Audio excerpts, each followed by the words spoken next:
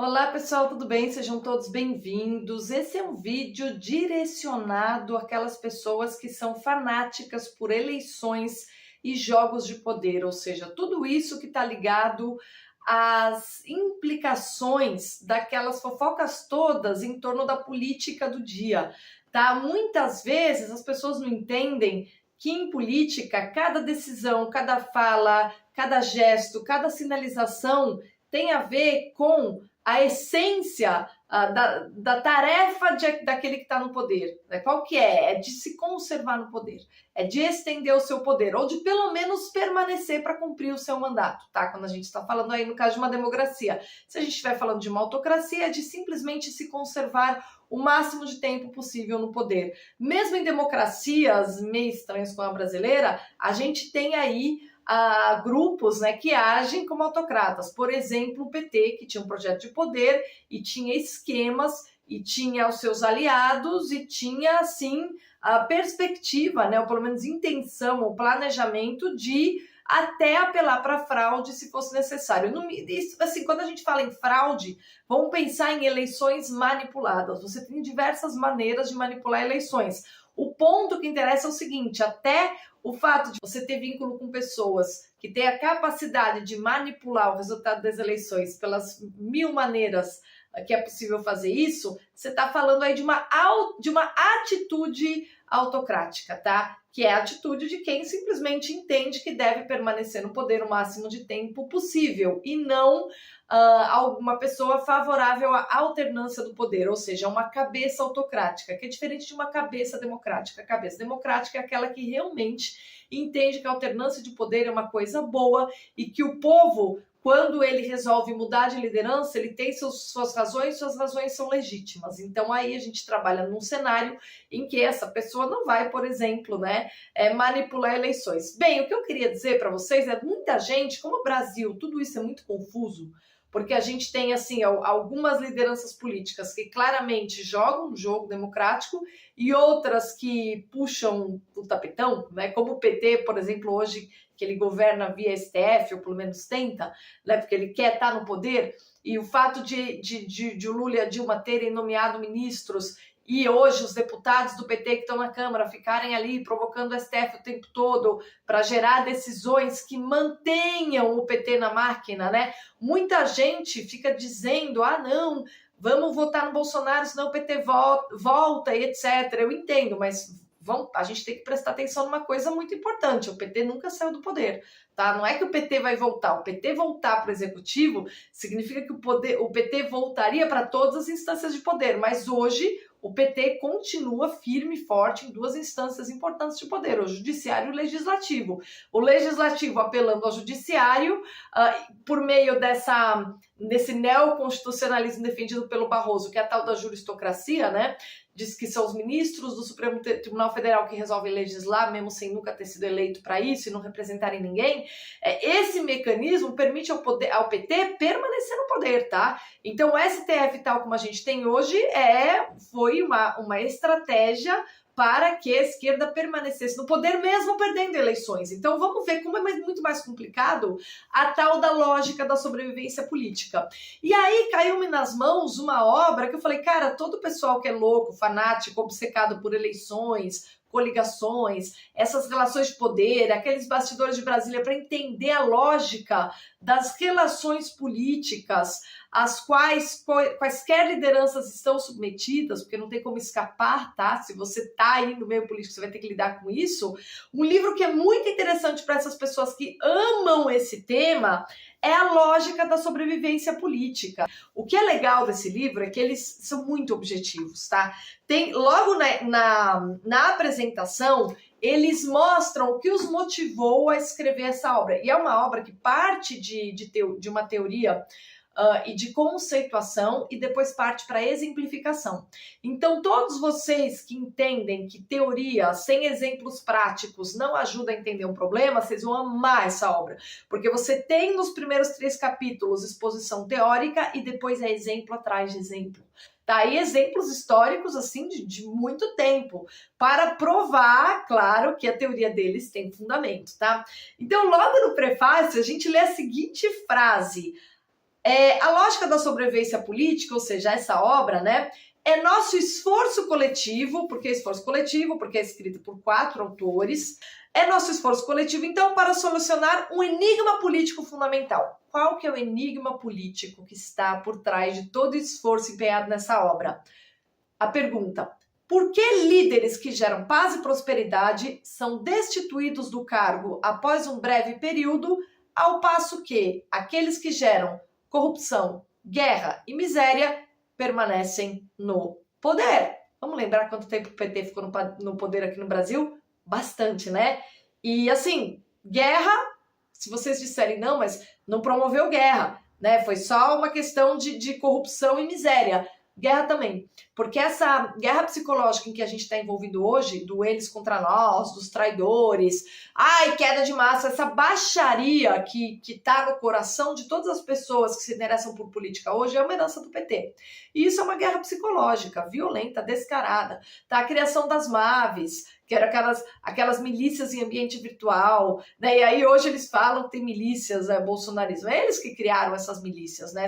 Essa situação de guerra psicológica permanente é o PT. Se a gente lembrar também que o PT teve um vínculo muito forte com o narcotráfico e que o Rio de Janeiro, aquilo ali não é uma situação normal, aquilo é guerra civil, também não dá para falar que esse guerra se exclui da nossa situação, tá? Então, assim, vamos entender de maneira complexa.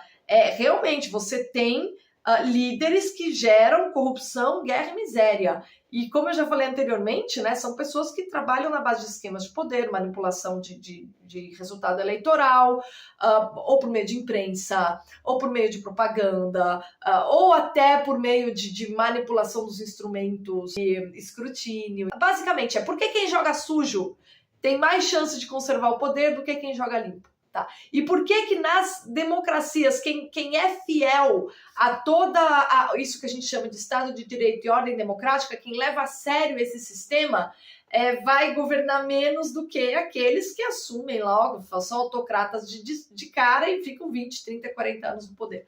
Tá? Então, esse é o enigma, porque muitas vezes, né, a gente fala, pô, esse cara foi tão bom presidente, fez tanto pelo Brasil, e pode ser derrubado por um cara muito pior, e esse cara muito pior, ele consegue ficar muito mais tempo no poder. Então, movidos por esta dúvida, né, eles escrevem esta obra. Só que, apesar de esta questão ser o que motiva a escrita da obra, eles desenvolvem uma teoria que permite que a gente se aprofunde em todas as relações políticas que se estabelecem antes de uma eleição, numa eleição, durante a governança, tá?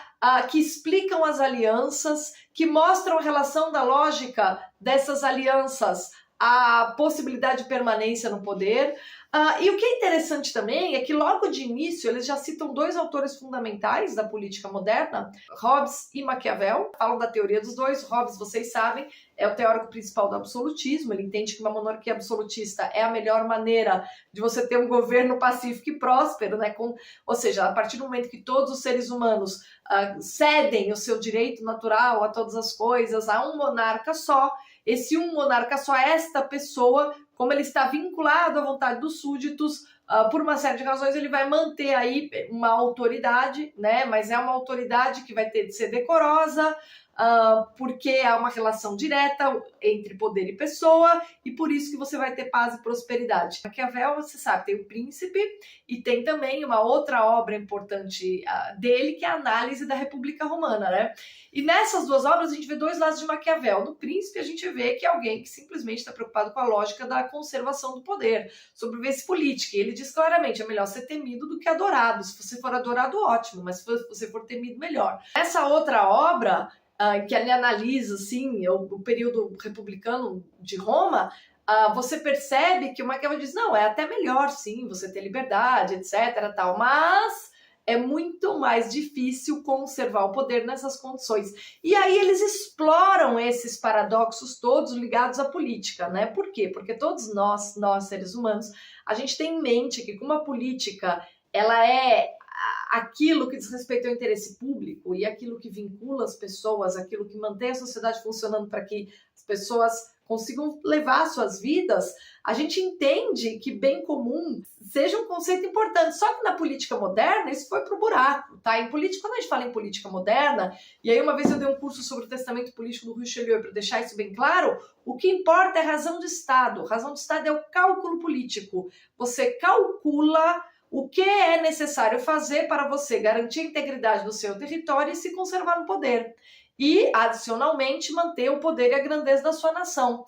E tudo isso tem a ver com cálculo político. E a moralidade, ela é jogada para baixo do tapete. Inclusive, amanhã eu vou postar aqui uma palestra que eu fiz ano passado a pedido do MBC, do Congresso, em que eu dizia justamente, explorava justamente o paradoxo de a gente querer moralidade na política, porque a política moderna, ela expulsa a moralidade logo de início, né? Então, ainda que você tenha lideranças morais, você pode ter, tá? O cálculo político, o conceito de cálculo político, que é o essencial nessa lógica da concentração de poder e o desígnio máximo de se conservar no poder, esses dois elementos jogam para lá, jogam para longe a moralidade. A moralidade atrapalha, tá? Por assim dizer, a moralidade atrapalha. Tudo isso aqui, de uma maneira moderna, com base em milhões de exemplos, com base na tal da teoria do seletorato, sobre a qual alguns de vocês certamente já ouviram falar, né? São os autores que desenvolvem essa teoria justamente nesse livro,